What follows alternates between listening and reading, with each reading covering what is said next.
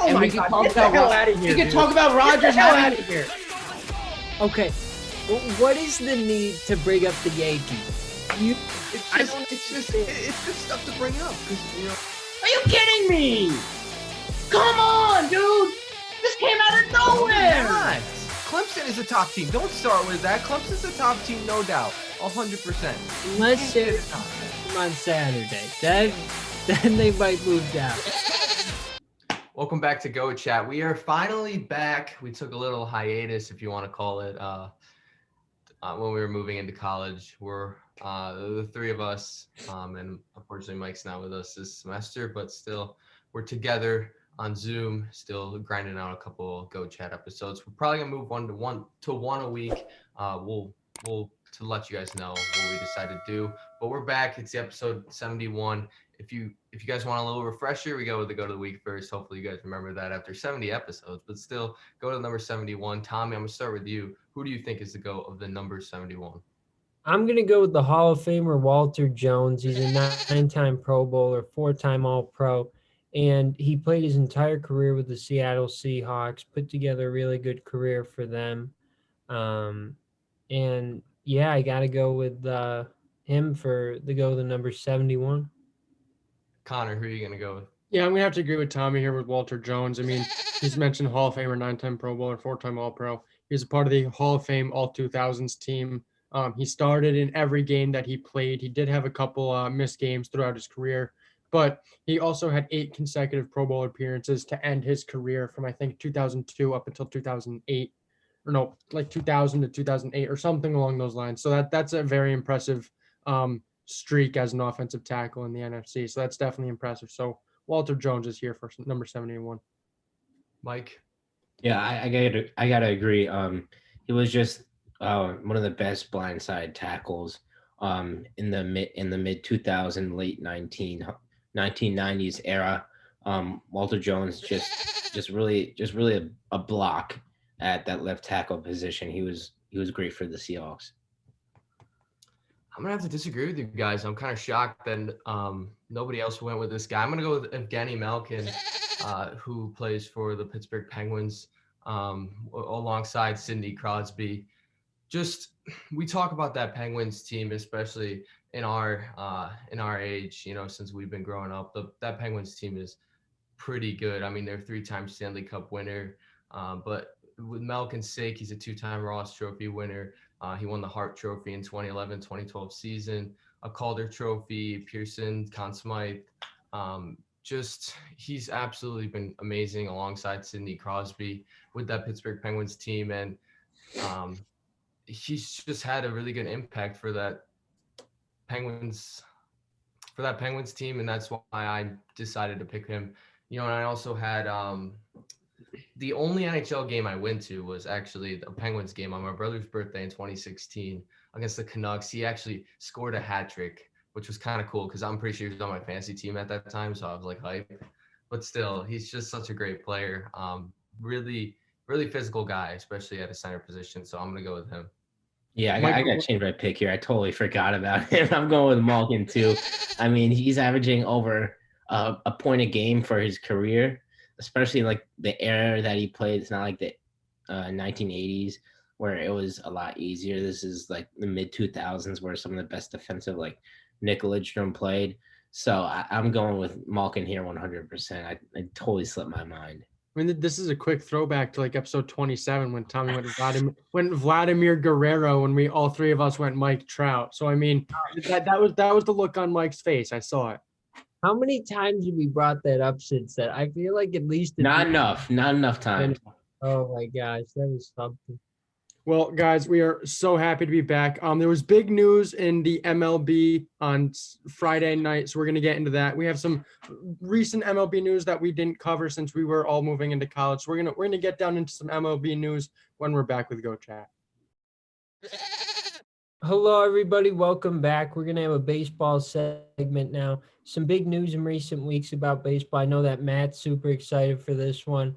But first, we have to start with Nolan Aronado being traded from the Colorado Rockies to the St. Louis Cardinals. Huge blockbuster trade.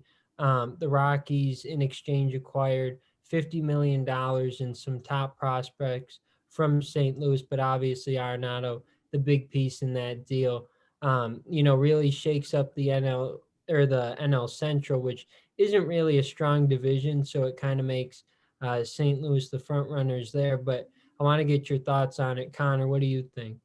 Well, I think this immediately gives the St. Louis Cardinals the best corner infielders.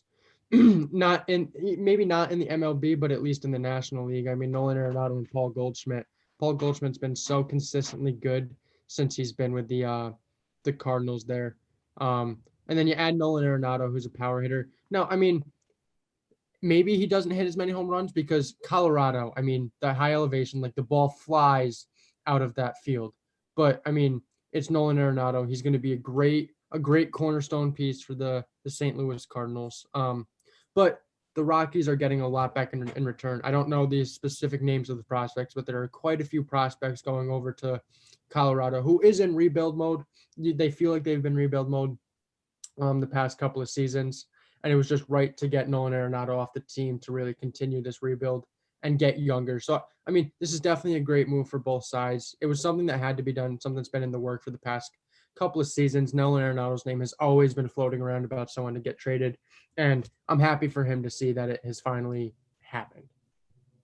I agree, Connor. And you mentioned that the Rockies, they've lost some players. Want to acknowledge Daniel Murphy, their second baseman, longtime New York Met as well. He retired yesterday, so that's another piece they're losing. But no, you said I don't think necessarily the power numbers will quite be what they were in Colorado, but he's by far the best third baseman in the league, and those numbers are still going to be up there.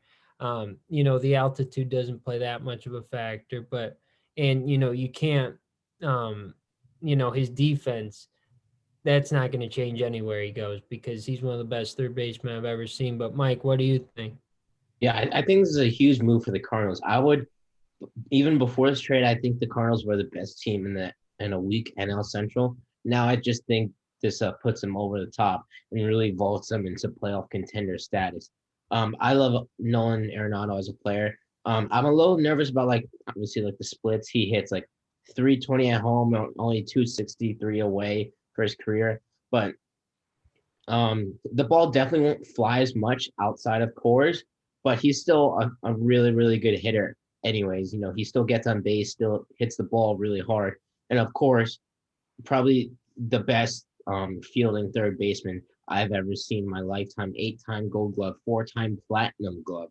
I mean, how many people can say they've done that? So even if he doesn't put up the hitting numbers that he did at Coors Field, there's nothing in my mind that says he won't make a major impact for the Cardinals and that they won't win the division this year because of the move they made. And plus, they really didn't give up any major league level players, so they're just adding on to what they have. Absolutely. And then one thing that's important to note too is that he's signed through 2026, so they have him for quite a while after this. Matt, what do you think?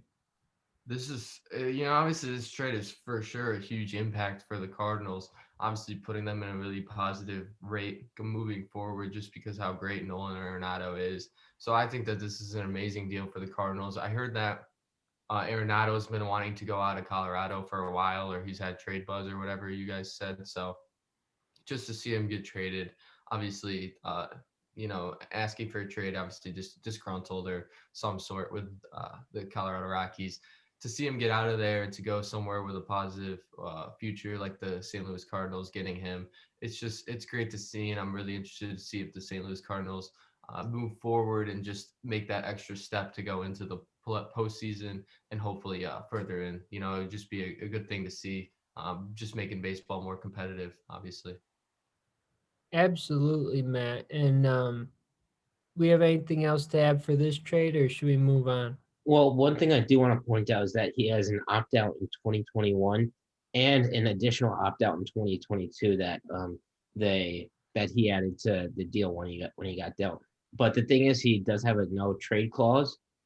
So he wanted to go to the Cardinals. He wants to go compete for a World Series title in St. Louis. So I think we'll see how this year goes. And if it doesn't go so smoothly, he might be opting out in the next couple of years. So let's keep an eye out for that.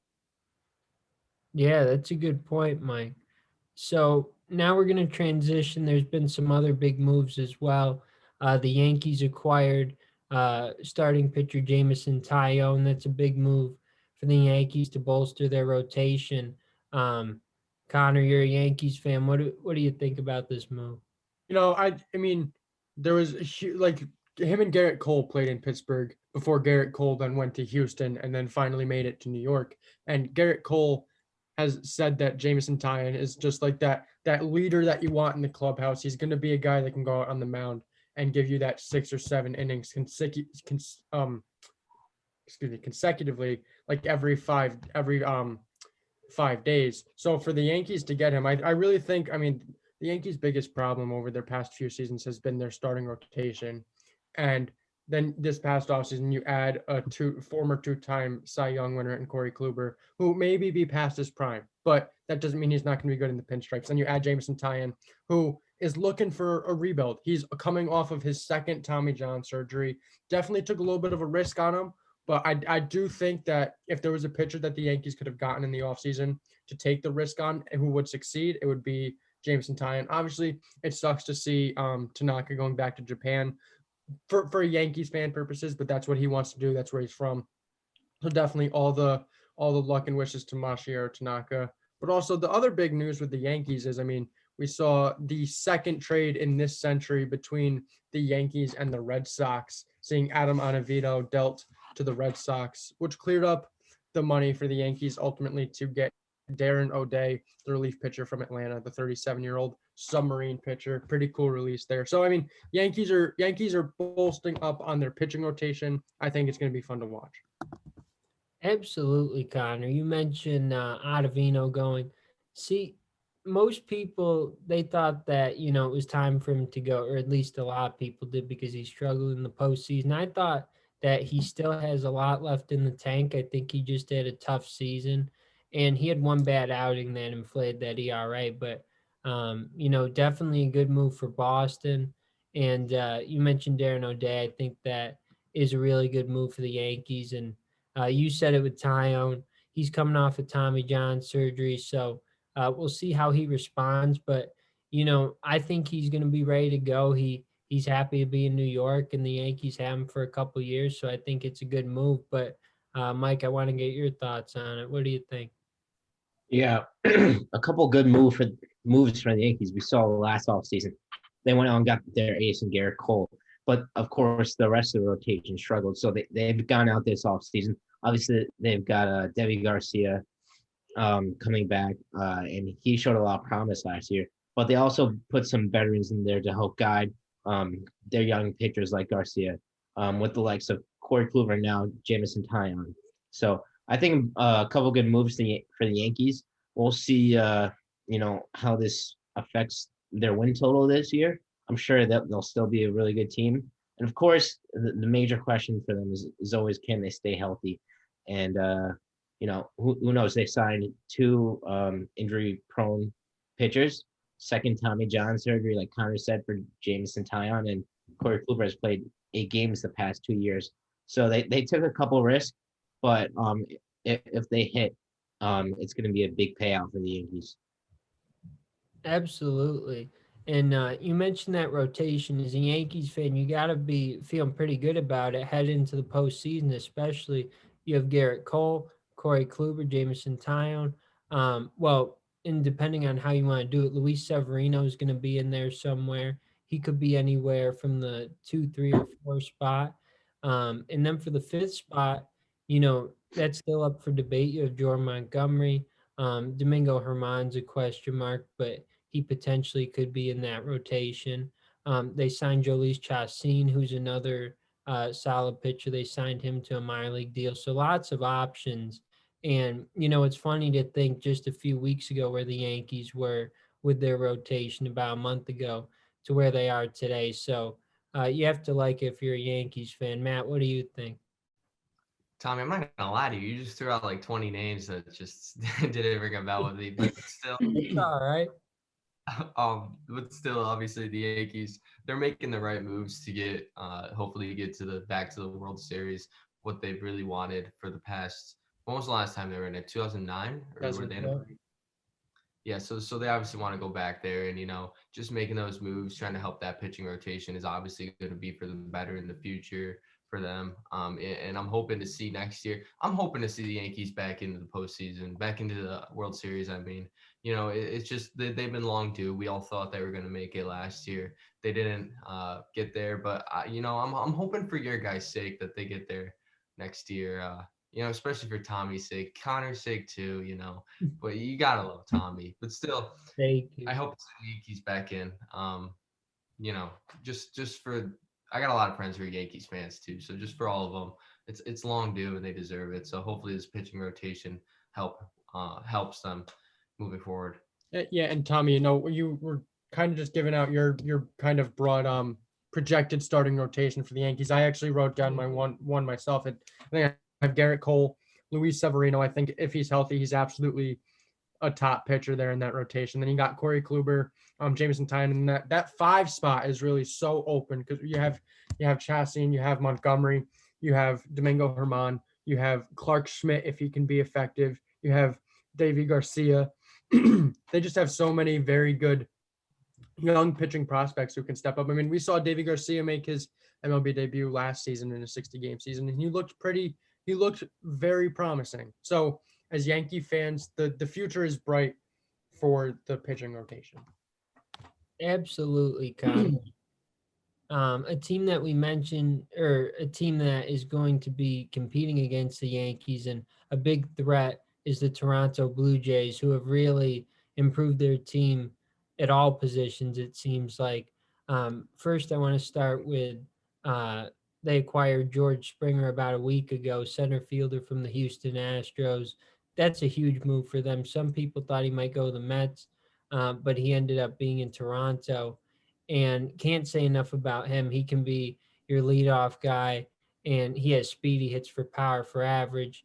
His numbers have been down the past couple of years, but I certainly think he's someone that can make an impact in that lineup. I'll start with you, Mike. What do you think? I think it's excuse me. I think it's a great move for the Blue Jays, really filling a need out there in center field. George Springer, although, his regular season numbers aren't, astronomical, they're still really good. He'll still hit for almost 40 home runs in the season, almost 100 RBIs, right? But especially the impact when he gets to the postseason. We know George Springer is one of those guys when he gets in the postseason, he just goes out and gets to a higher level and performs much better. I think he could be a leader for a really young Toronto Blue Jays team. I think he can be a veteran presence and really teach them how the MLB game should be approached and how if they want to take their game to the next level and become a World Series contender, I think George Springer can help them out, guiding them through that journey. So I think it's a fantastic signing for the Blue Jays now and for the future. I think he's going to make a big impact on the Blue Jays. Absolutely. And just taking a look at his power numbers, in 2019, he had 39 home runs. And then the shortened season, he had 14 as well. So really good addition to that lineup. Connor, what do you think? Yeah, I mean, the Blue Jays would have been really good if they also got Michael Brantley. But I was very happy to see him go back to Houston. I didn't want him in Toronto. He's a very good outfielder, and I don't want him competing in that American League East. No, George Springer is a great player. He is going to do great things up there in Toronto. And then you add him with Marcus Semien, who they also acquired. And then you have Vladimir Guerrero Jr., who looks insane. He looks like he's shredded down probably 30 pounds and added it all onto muscle. He looks like he's going to be a top third baseman. He looks like he's going to get his power numbers up quite a bit this season. Is this another LeBron situation? No, not at all. But like if you see a picture of Vladimir Guerrero Jr. from last year to this year, like there's a huge difference. He has absolutely toned himself up and is ready for that big league push for those higher. Now it's absolutely toned, not absolutely ripped. But go on. Guys, I'm just trying. You know what? I'm a big fan of Vladimir Guerrero Jr. I really think he has a very high ceiling in the MLB. I'm just saying that his transition from last year to this year is huge, and I think it's going to pay off incredibly well for him and the Blue Jays organization. You know what? That's all I'm going to say. Marcus Semien's a big signing too. I'm done getting bullied on Goat Chat.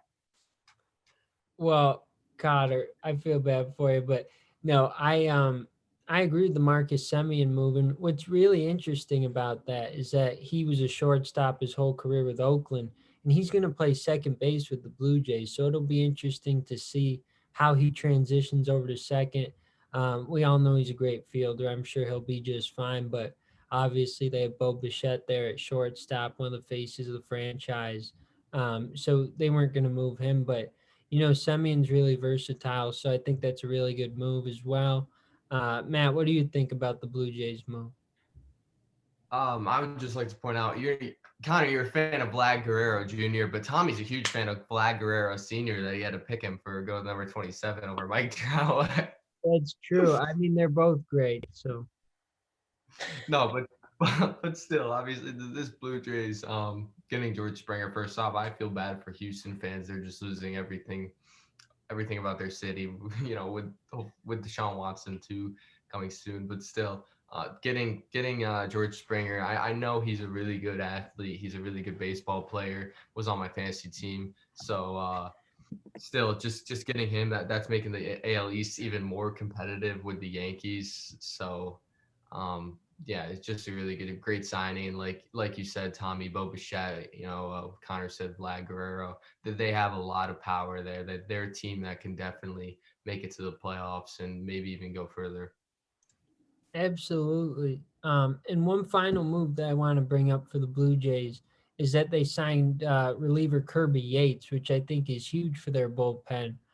He had a rough 2020, but you can really disregard that. He only pitched 6 games and he had a 12.46 ERA, but that's nothing to worry about in just a few games. So take a look at his last full season. He was outstanding with the San Diego Padres, a 1.19 ERA in 60 games pitched. And he led the National League with 41 saves, which, it's really impressive to see. And, he's a former Yankee as well, to think about where he's come since then.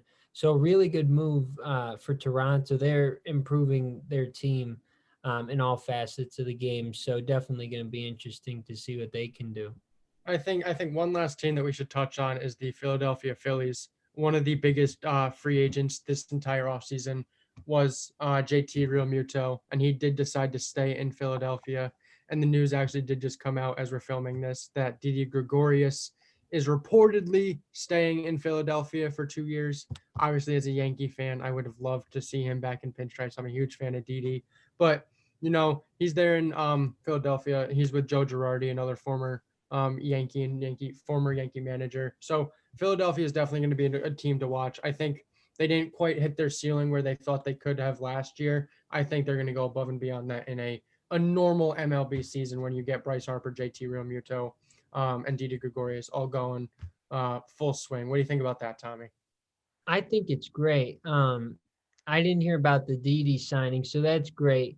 I'm happy for him that he's in Philadelphia. You mentioned he's with Joe Girardi, and he put together a really good 2020. He played in all 60 games for the Phillies, hit 10 home runs, hit 284.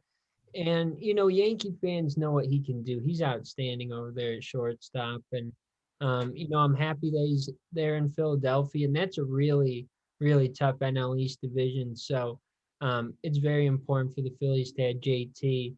We all know what he can do behind the plate, and offensively. So that's a big move. And then, Didi, he's one of the most dynamic shortstops in the league, I would think.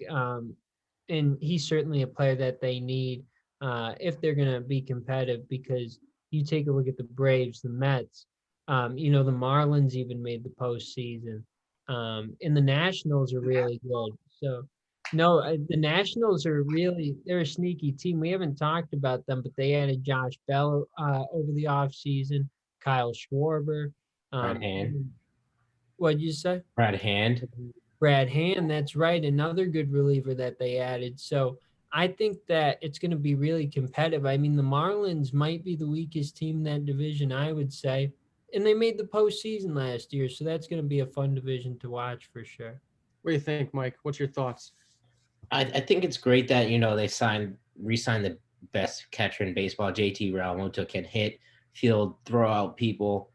He's absolutely fantastic behind the plate. And Obviously, Didi is another good signing for them. Keeping the players that really contributed a lot to them last year, but they really haven't fixed the problems that plagued them last year and didn't allow them to get to the playoffs.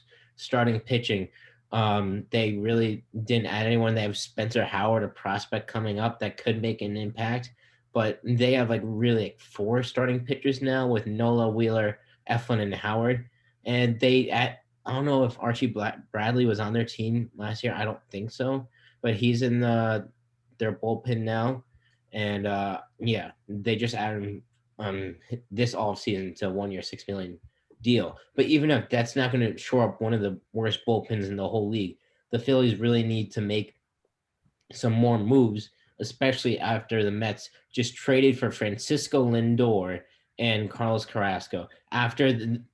Why are you giving me that? You were freaking about over the Yankees signed Corey Kluber and Jameson Taillon, but whatever.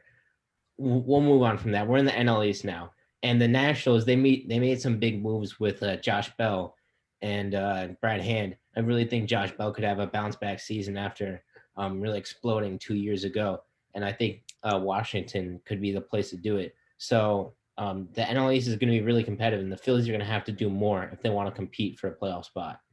Matt, I know this MLB segment has been so much fun for you, but we are actually giving you the last word. You have the last word in the MLB segment. So what are your thoughts? No, these are 2 people that I actually know that are big signings to keep for the Philadelphia Phillies. Obviously, they have Bryce Harper, and I really want to see Bryce Harper win a World Series. He's one of my favorite players since I started watching baseball, which honestly wasn't that long ago, but still, I watched Bryce Harper in Syracuse too. Anyways, 2 really great signings for the Phillies. I really hope that they can make a deep run in the playoffs, in the postseason, and even though division rivals, I guess, but still, I'd like to see the Phillies. I'd like to see Didi. I mean, I respect Didi, even though he was a Yankee. He's a really good player. One of my friends was a huge fan of his, and at the Yankees, so still. And obviously, Real Muto, the best catcher in baseball right now. So those are 2 huge signings. Well, I think that's going to kind of wrap up our MLB free agency segment here, or MLB accusation segment here. We did miss a couple names. Definitely, maybe you guys can drop those names down in the comments. We'll give you guys a little chance to see if you guys know the names that we missed. But we're going to get with our GOAT picks now. Welcome back to Go Chat. We're going to finish up this episode with the GOAT picks. You check out the leaderboard. Connor is literally off. He's literally he just fell off. He fell off. He's 13 and 17. Tommy and I are 17 and 13. Mike's 18 and 12. Connor, do you have any thoughts? How are you going to come back? This is a 3-month competition. I have until the end of March. I am confident in my abilities to get back in this. All right, let's see your abilities this time around. First game we got is the Dallas Stars and the Carolina Hurricanes. This game is on Sunday, so it's today, and with you guys watching this, depending if you're watching it. If you're watching on the first day, which you better be, but still, it's today. Mike, who are you going to go with? This is a really tough game here. Both teams who have been shaken up by COVID. They've only played 4 games apiece. I'm going to have to go with the Hurricanes. I think both teams are really, really good. But I just think I'll give the Hurricanes the edge here, and they'll give Dallas their first loss of the season. Who do I go with? I think I'm going to go with Dallas. They both had 4 games, like you said, Mike. But I don't know. Dallas has got that. They're 4-0. They got that winning streak of 4. Obviously, I just think I'm just going to roll with them. Roll on. Hopefully, they get that winning streak of 5. Tommy, who are you going to go with? I'm going to agree. I have to go with Dallas here. I just think that they're slightly better. I think that the Hurricanes are a great team as well. They are the home team, so I think it's a great pick, Mike. But, got to go with Dallas for this one. And Connor? I think I'm going to go with Dallas here as well. Okay, next game we got is the Colorado Avalanche and the Minnesota Wild. This game is also later today at night at 8 p.m. Eastern time. Mike, who are you going to go with? The Wild are home, Tommy, just to let you know. I'm going with Colorado. They've had kind of an up and down start to the season, but they are by far one of the most talented teams in the NHL. And the Wild are always consistently pretty good, but I really don't think that's going to trump what the Avalanche have, and the Avalanche are going to win this game. Yeah, I'm going to have to go with Colorado, too. they're in my opinion the best team in NHL based on talent wise, and I just think that they're just the better team in this case, like you said, Mike. Tommy, who you gonna go with? I'm gonna agree. I got to go with Colorado in this one. It's gonna be close, as you mentioned. They're both 5-3, but got to give the edge to Colorado. And Connor? I'm going to play this one safe here and go Colorado Avalanche as well. All right, and then we got 2 NBA games. The first one that we're going to do is Clippers Nets. I want to say this on Tuesday. Is that right? Yes, the 2 NBA games are Tuesday. Okay, so Clippers Nets. Mike, who are you going to go with? Oh boy, this is going to be a really good game. I'm going to go with the Nets here. I think KD will be back. He kind of had some injury management issues last night against the Thunder. I think they played.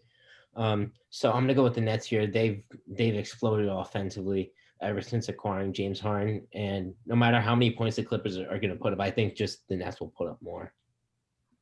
I'm going to go with the Nets too. What's been going on with Paul George and Kawhi? I haven't been like they've been out the past couple games, but they came back last night and they beat the Magic. They beat the Heat a couple nights before that too, by 4 without Kawhi and Paul George. Just throwing that out there. Like, let's not even talk about the Heat. The Heat looks so bad. Yeah, I'm gonna go with Brooklyn. Just acquiring James Harden, I think they're the better team here. Tommy? I got to go with Brooklyn too. Over their last 10 games, they're 8-2, so they're really starting to roll. And I certainly think it's going to be Brooklyn this one.